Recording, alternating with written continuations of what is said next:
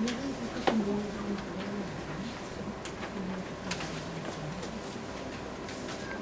the chair?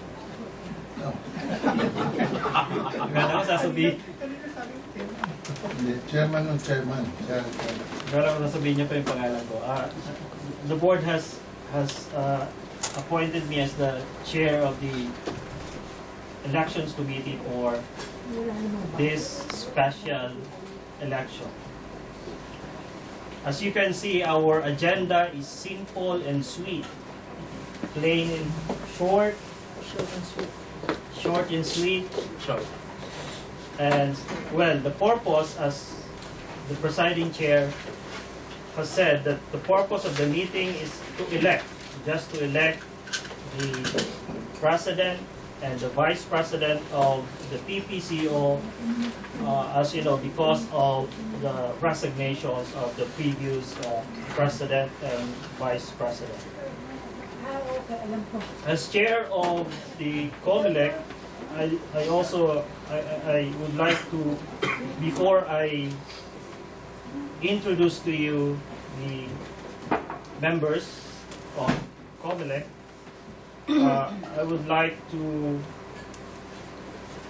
say something about the procedure. As you can see, if you have a copy of the Constitution and bylaws, it's in page 14.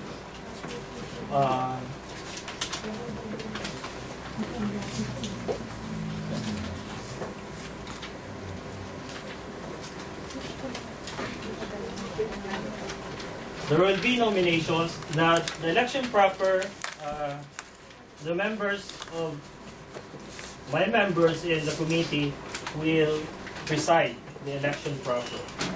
And as you know, there will be nominations of candidates. The nomination will be seconded and will be closed. And after the nomination for president and vice president, each nominee or candidate for the president, each of one has 2 minutes to speak before the election or the voting. 2 minutes for the president and 1 minute for the vice president. So, kampanya within 2 minutes. And vice president, kampanya within 1 minute. Why so? Mr. Chairman? Why such a limit? Yes. Ang haba ng program nakita ko nung isa. Ano itong program? Yung ano niya, plataforma. This is according to our rules and regulations. It's the same thing. I would just want to ask you. We give each candidate at least 3 minutes to fill it.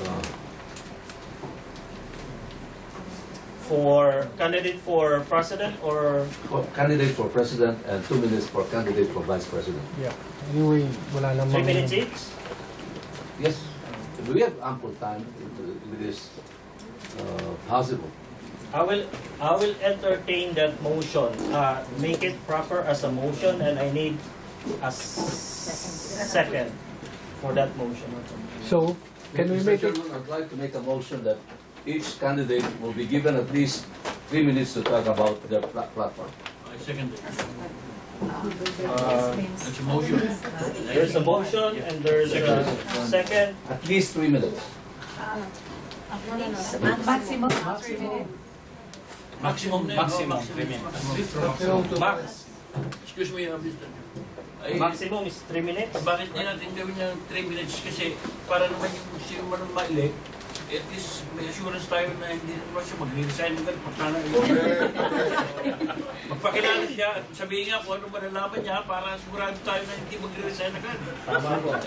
Isang minuto lang yun. Tama po. Kaya may motion tayo.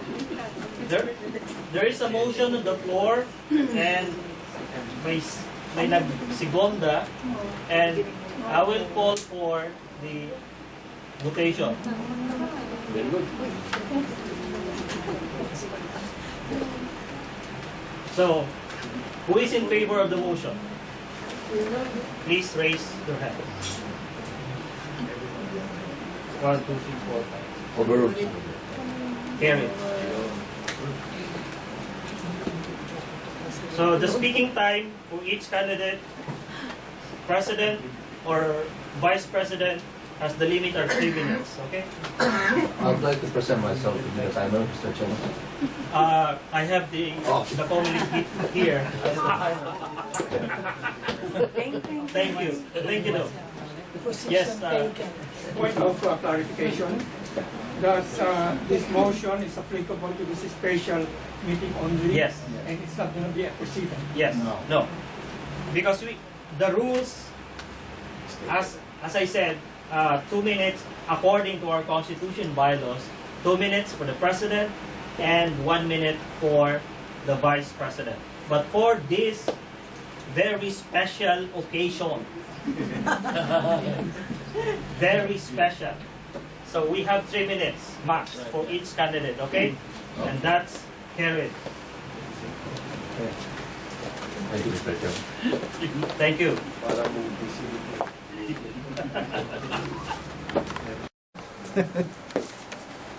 Sino timer?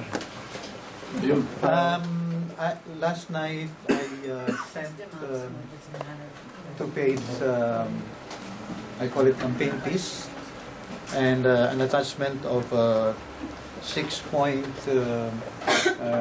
what I call great initiatives to undertake for PPCO. If you will notice, I printed a copy here. I took liberties in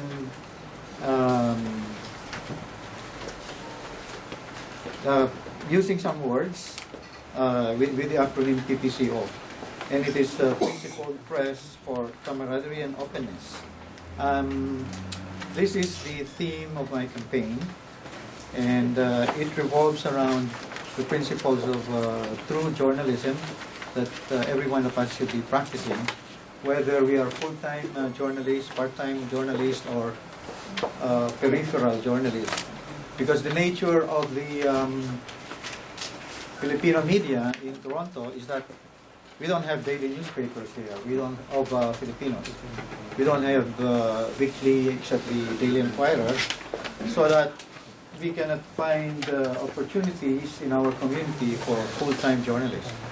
But the PPCO has traditionally been joined by Filipinos who are working in community newspapers on a part-time, some very full-time, especially the publishers, but most of us are part-time. But whether we are part-time or full-time or peripheral journalists, I think we should be welcoming each other, because PPCO is not, there is no opportunity for, much opportunity for full-time journalism in the community. That's why I said press. When you say press, it includes all of these media practitioners in the community, full-time, part-time, or whatever. Camaraderie.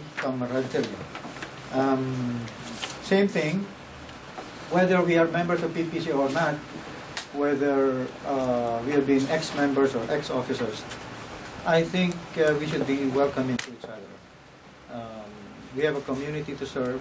We have a very few media outlets. I mean, we should treat each other as family. Openness, openness, what I mean is to be open to everyone in the spirit of cooperation within the community, and in our practice, in our exercise of press freedom, in our practice of our profession, whether full-time or part-time, we should be helping each other. I've been a member of the board for the past 8 years. I won 4 elections as member of the board of directors, and in those 8 years, I can say I did not resign. Okay, I did not quit. Okay. Thank you very much. Thank you, Mr. Garcia. His 2 minutes speech. Ito na lang. Mga kasama, just to be a political sport, I want to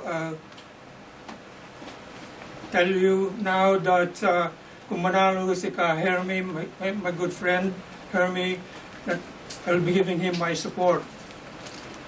I read his material last night, and I couldn't believe what I was reading. The big question is, does Hermie care about PPCO? Does he ever know PPCO the way we are? I have other questions. Number one, does Herb think that PPCO is just for journalists? Remember now in his speech, he never mentioned anything about the others. What about our photographers? What about our other staff? If I am president, I will give equal treatment, equal respect to all of us. Number two, in his material, you will have noticed that he mentioned about other stuff other than PPCO. For example, I think he wants to transform PPCO towards social justice. I have no quarrel with the CASJ, but are you prepared to be an adjunct of CASJ? Number three, in our discussions on what is good for PPCO, ano ang gagawin natin para successful ang ating organization na ito? And there was an informal agreement that we should not encourage publishers and owners of radios or whatever to be president, because it means that PPCO will become an adjunct of publication, and we cannot allow that. It's okay if Hermie does not care about PPCO so long as makakuha siya ng mga points. Ako, I don't have a publication. I don't have nothing to sell. I'll stop there before I get carried away. And I'm going to give you my 101%, not 50%, but 101%. Oh my goodness. One of the founders of this group, and I have been with you for a long, long time now since we founded the organization. And I am very open to all of you. I am very honest, and I do not quarrel with anyone, not unless I am provoked. I become a tiger and I become a wild dog when I'm provoked. And but luckily, none of us have ever did that. None of you have ever did that to me. And I'd like to say that we should also always remember that we are not all journalists. I myself, I am not a journalist, and I've never claimed to be a journalist. I write, but I'm not a journalist. And so I would like to take care of those people that are not writing in here. We have all kinds. We have photographers. We have contributors. We have everything here. And we just want to maintain the camaraderie that we had before. We never had any quarrels. There was no politics inside. It's just pure fun. And that's what we want to give. I am not saying I would be very good at it. If you want to vote for me, if you don't want to vote for me, I'm still okay. I will be here regardless. I will not, I don't have to have a position to serve. I am always here, and you know me. Okay? Thank you. Thank you, Mr. Peter. I'd like to call on the next. Thank you everybody at magandang hapon po sa inyong lahat. I am one of the founders of the Philippine Press Club, and I have been there since day one myself. The Philippine Press Club is not just a social club, as a lot of us understand it. We have been involved with so many social and community activities. Every club in anywhere is a social club, but we have a special mandate in community journalism. And the Philippine Press Club also covers not just journalists or writers, but broadcasters, television people, admin staff, delivery, all publications included, printers, and those things. I support the platform of my colleague Hermie Garcia, and I will continue to provide serious leadership in PPCO and in the community. I feel that we need to expand the education and information program of our organization and promote unity as well. We should be familiar with our constitution and our bylaws and the code of ethics of journalists. And professionalism should be practiced as well. I am for unity, for strength, for developing our organization and community as PPCO members and members of the community. I always want to emphasize credibility, respect, and dignity in any organization or in any group. We are matured people, we are professionals, people look up to us. We have a reputation to protect, we have a reputation to maintain. This we have to be very careful about. So, with that, I know that many of you know that I am in touch with most of you because we meet in other community activities. We are going to exercise a fair judgment of each other, judgment of leadership, and as well as in our role in the community. People look up to us, and we have that to look into, and we have that to protect. So with that, I wish everyone good luck and all the very best for our organization.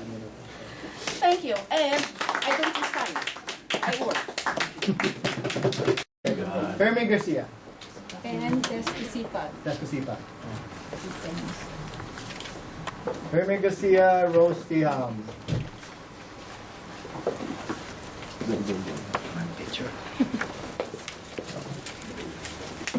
Hermie Garcia, Rose Tiham.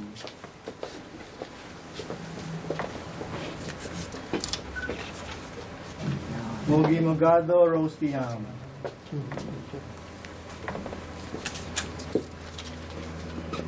Hermie Garcia, Rose Tiham.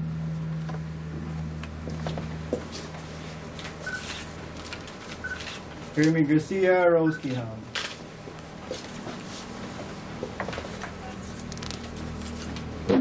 Hermie Rose.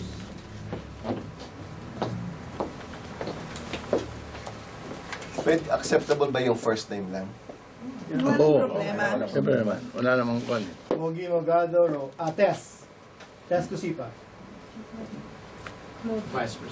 Walang presidente, ha? Maganda po siguro sabihin mo. President, Okay. Vice President. President Mogi Mogado, Vice President Tess Kusipa.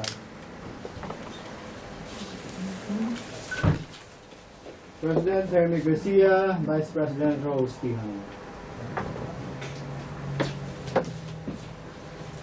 President Hermie Garcia, Vice President Rose Tiham.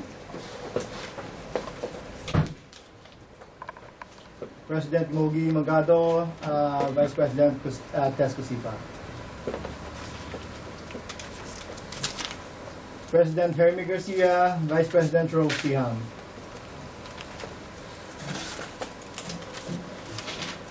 President Hermie Garcia, Vice President Rose Tiham. President Mogi Mogado, Vice President Tess Kusipa. President Hermie Garcia, Vice President Tess Kusipa.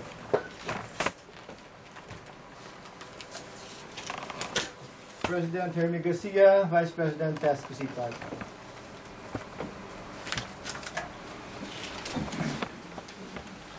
President Mogi Mogado, Vice President Rose Tiham. President Hermie Garcia, Vice President Rose Tiham. President Hermie Garcia, Vice President Rose Tiham. President Hermie Garcia, Vice President Rose Tiham.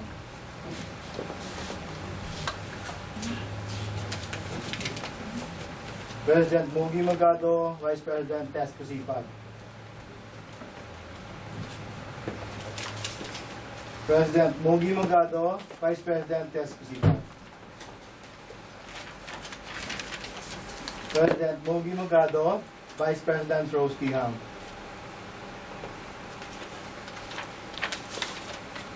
President Mogi Mogado, Vice President Tess Cusipag. President Mogi Mogado, Vice President Rose Tiham. President Hermie Garcia, Vice President Rose Tiham. President Hermie Garcia, Vice President Rose Tiham.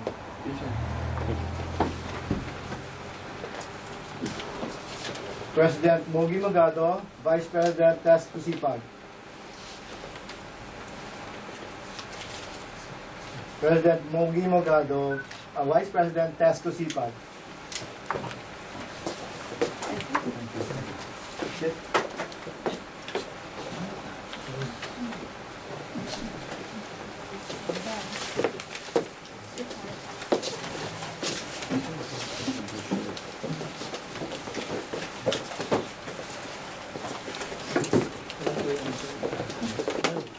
So, 17 for Mr. Hermie Garcia, 13 for Mr. Mogi Mogado. Congratulations, Mr. Hermie Garcia.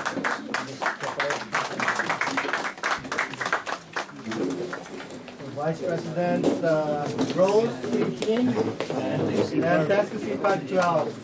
Congratulations, Rose Tiam.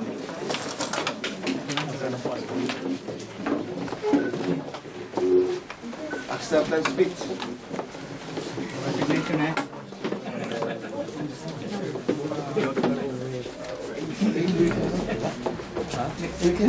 Yes. So, thank you very much for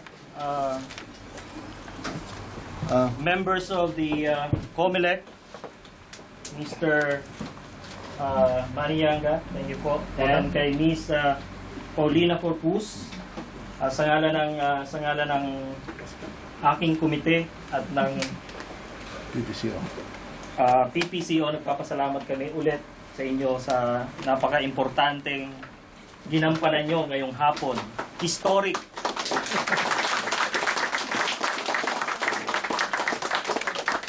As chair of the Elections Committee, where are the ballots now? It's here. I need a motion, someone from the floor, to move a motion for us to destroy the ballots forever. Anyone? Mr. Tunisikat, second. Paul de la Cruz. Okay. The ballots will now be vanished from the Tunongin na. burn. Thank you. Thank you. Here, the out of office, we are lucky this afternoon to have our Consul General Honorable Juniver Mahilom West. And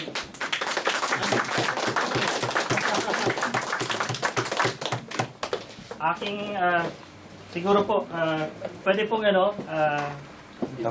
please come forward, and may we call on also the winners, President Mr. Hermie Garcia and the Vice President Rose Tiham. Rose Tiham, to take your oath of office before our Magkukuha lang tayo ng picture Consul taking. General. May dagdag daw isa out eh. I will stay until the end of office eh. Dagdag daw. Mr. Chairman, ilagay mo ito kadun sa Yes, kanila. yes. Bago mo ang lahat, pwede yung magsalita Sige po, ng- sige po. Saglit lang. Sige po. 2 minutes. Para kung nakuha ko tayo. Timer yan. 3 minutes. Maraming salamat po kay Jonathan at saka sa PPCO sa imbitasyon ngayong hapon na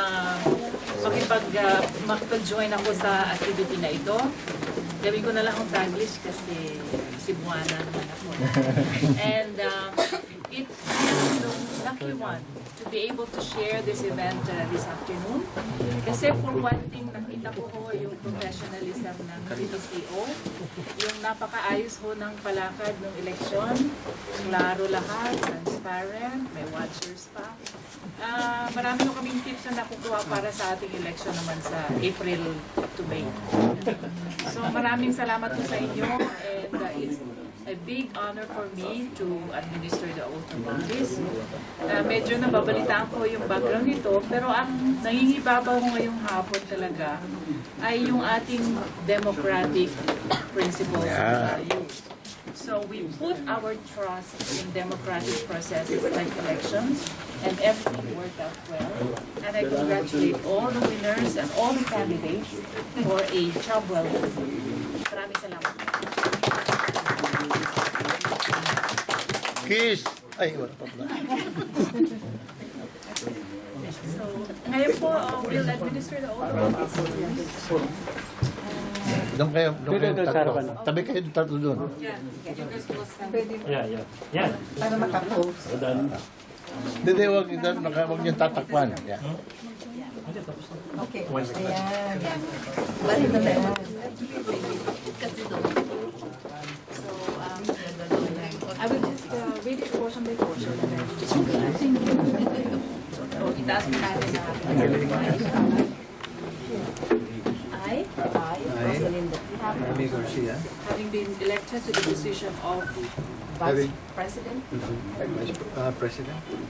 of the Philippine Press Club of Ontario, do solemnly swear that I will faithfully and conscientiously fulfill the duties of my office, preserve and defend the Constitution and bylaws, faithfully execute its rules and regulations, consecrate myself to the service of PPCO, and that I impose these obligations upon myself without mental reservation or purpose of evasion. So help me God. So congratulations po.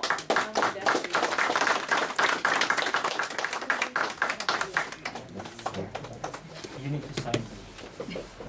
Please. You're a lucky man, huh? You're alone here.